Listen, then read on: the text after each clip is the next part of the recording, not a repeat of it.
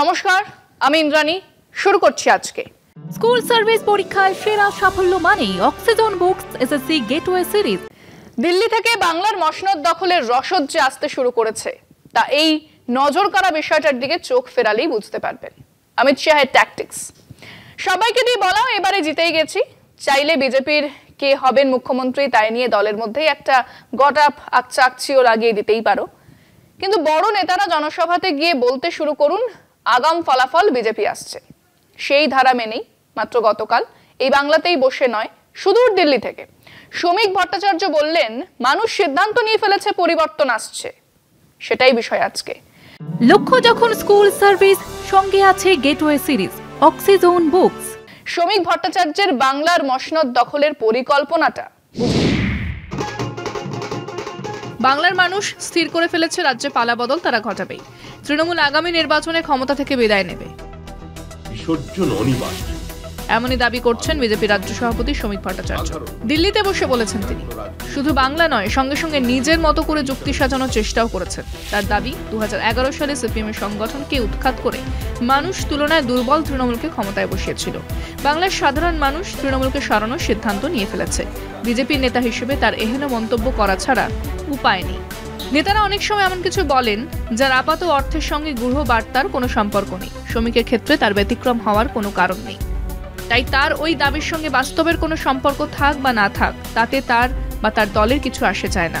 শ্রমিক সেই মানুষের ইচ্ছা বা সিদ্ধান্তের কথা বলে যা দাবি করেছেন, বস্তু জগতের তার সামান্যতম লক্ষণ দেখা যাচ্ছে না। কিন্তু ভোট বড় বালাই, তার সঙ্গে বাস্তবতার কোনো সম্পর্ক নেই। তাই শুনতে যতই অবিশ্বাস্য হোক না কেন, মানুষের সামনে নাগাড়ে তা বলে যেতে হবে। শ্রমিক বলে যাবেন, যেমন শ্রমিকের নেতা অমিত শাহ বাংলায় 200 আসন পার করে দেবে বিজেপি 2021 সালের বিধানসভা ভোটের মুখে বলেছিলেন। তার সেই বক্তব্য যে বাস্তবের সঙ্গে সম্পর্কহীন তা ভোটের ফলেই বোঝা গিয়েছিল। অর্থাৎ মানুষ যেটা সিদ্ধান্ত নেবার নিয়ে ফেলেছিল, বিজেপি নেতা তা বদলাতে পারেনি। শ্রমিক ভোটাররা সিদ্ধান্ত নিয়ে ফেলেছে বললেও বঙ্গ বিজেপির মতো জনবিচ্ছিন্ন দলের পক্ষে নির্বাচক মণ্ডলীর মনের খবর পাওয়া শুধু দুষ্কর নয়, অসম্ভব বটে।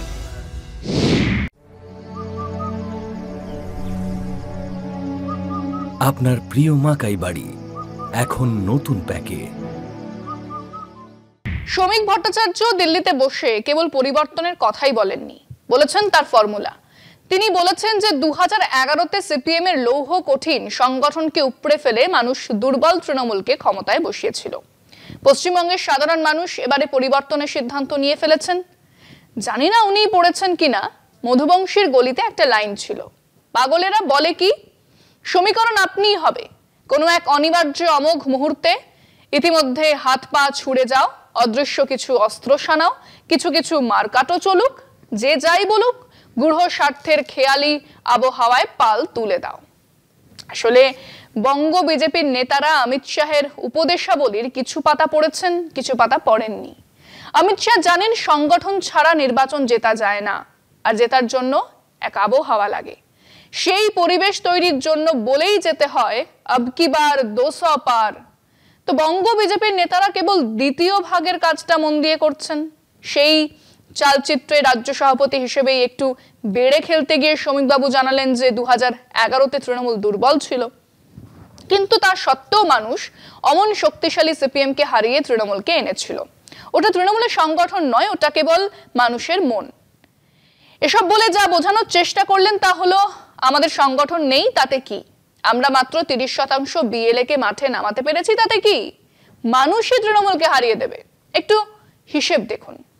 2001-এ বামেরা 45% মতো ভোট পেয়েছিল, তৃণমূলে আর জাতীয় কংগ্রেস মিলে 39% ভোট পেয়েছিল। 2006-এ বামেরা 48% ভোট পেল, কংগ্রেস আর তৃণমূল আলাদা আলাদা লড়েছিল। তৃণমূল 26.64% ভোট আর কংগ্রেস 14.71% ভোট পেয়েছিল। 2009-এ কংগ্রেস আর তৃণমূলের জোট হলো। সেবারে লোকসভাতে তৃণমূল কংগ্রেস জোট পেয়েছিল 45% ভোট, বামেরা 43% ভোট। মানে সেই রাজ্য জুড়ে জমি অধিগ্রহণের বিরুদ্ধে লড়াই যা 2006 থেকে শুরু হয়েছিল, সেই সময় থেকেই বামেদের সংগঠন ভাঙতে থাকে, তৃণমূলের সংগঠন বাড়তে থাকে। যার বড় প্রতিফলন হয় 2009, যেখানে মোট আসনে নয় ভোট শতাংশে এগিয়ে যায় তৃণমূল। বাকি 2 বছর বুদ্ধ ভট্টাচার্যের সরকার ছিল লেম অ্যান্ড ডাক, সংগঠন মায়ের ভোগে, যার পরিণাম 2011-তে তৃণমূল জোট 48% আর বামফ্রন্ট 40%। তাহলে কি কি ছিল? রাজ্য জুড়ে সংগঠন, লড়াই, আন্দোলন আর মানুষের পছন্দের মুখ মমতা।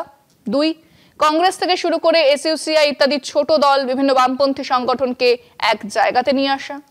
3, রাজ্যের বুদ্ধিজীবী, শিল্পী, লেখক, কবি, নাট্যকারদের এক অংশকে নিয়ে আসা। 4, বামেদের মুসলমান ভোটকে নিজেদের দিকে নিয়ে আসা, যাদের এক বিরাট ভাগ প্রান্তিক চাষি জমি হারানোর ভয় পেয়েছিল।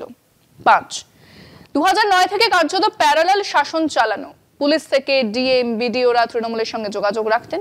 হ্যাঁ, মূলত এই ছবিটা ছিল বলেই এক অত্যন্ত দুর্বল বামেরা হেরেছিল হুহু করে বাড়তে থাকা তৃণমূলের কাছে। কাজেই মানুষ, বিশেষ করে বাংলার মানুষ, হুশ করে পরিবর্তন এনে দেবে, সমীকরণ আপনি হয়ে যাবে, এসব পাগলের প্রলাপ। একটু মাঠে ঘাটে যান, বুঝতে পারবেন। অবশ্য বুঝলেও বা করবেন কি? বলে তো যেতেই হবে, এই কথাগুলোই কর্তার ইচ্ছে কর্ম। আমরা আমাদের দর্শকদের জিজ্ঞেস করেছিলাম, মানুষ নাকি এবারে পালা বদলের সিদ্ধান্ত নিয়েই ফেলেছেন। শ্রমিক ভট্টাচার্য এই কথাগুলো বলেছেন।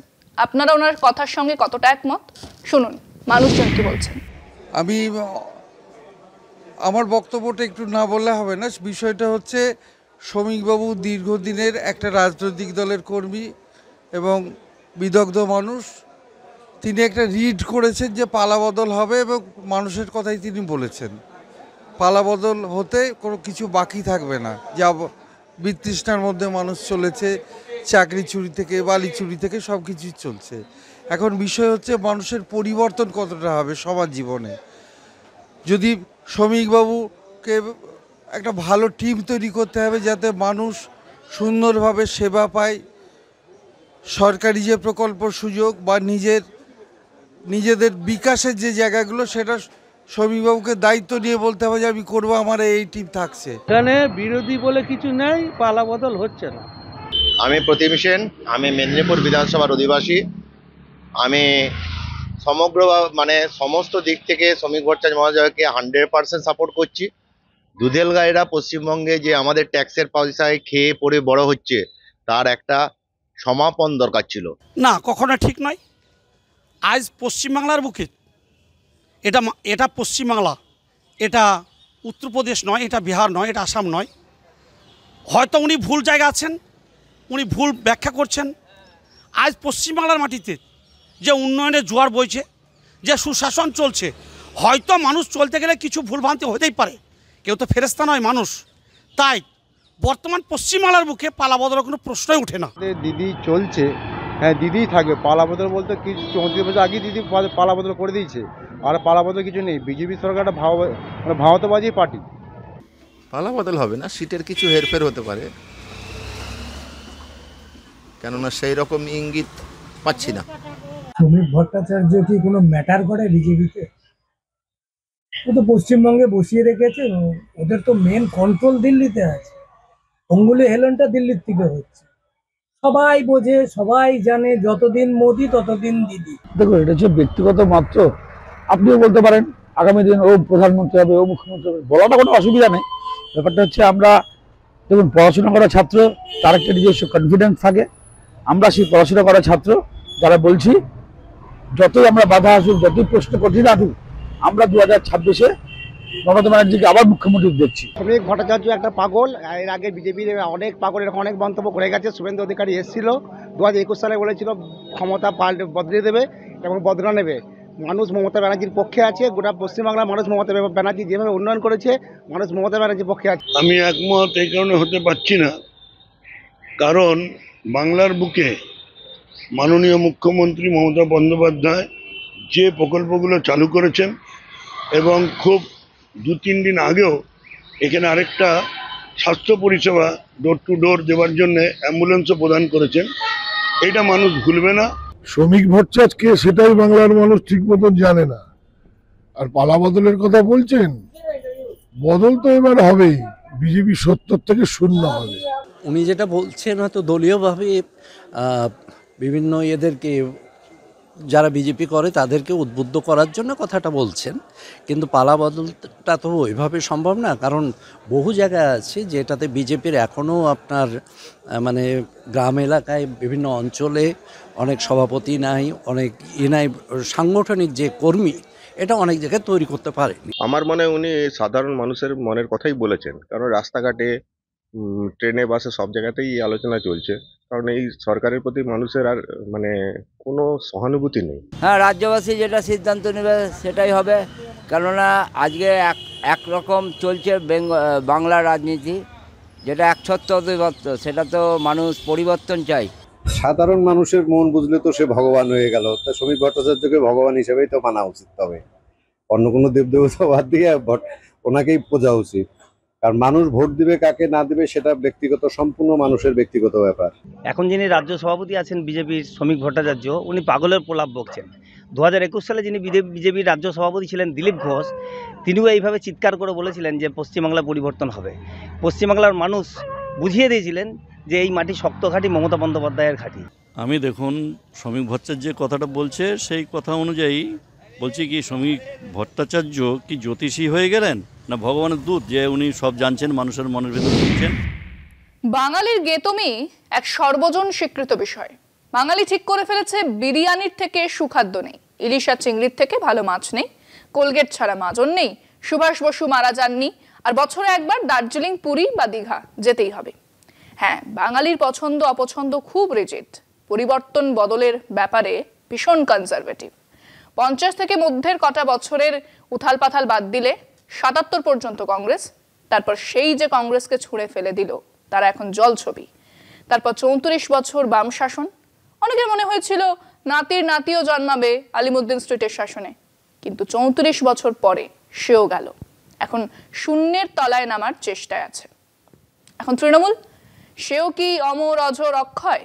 আমার ধারণা বিজেপির উত্থান না হলে তৃণমূল হাঁপিয়ে উঠত, কারণ তৃণমূলের শক্তি, তার বিরোধিতায় বিজেপি এসে তৃণমূলকে নতুন অক্সিজেন দিয়েছে। কাজেই রক্ষণশীল বাঙালি এত তাড়াতাড়ি তাদের পছন্দ বদল করবে না।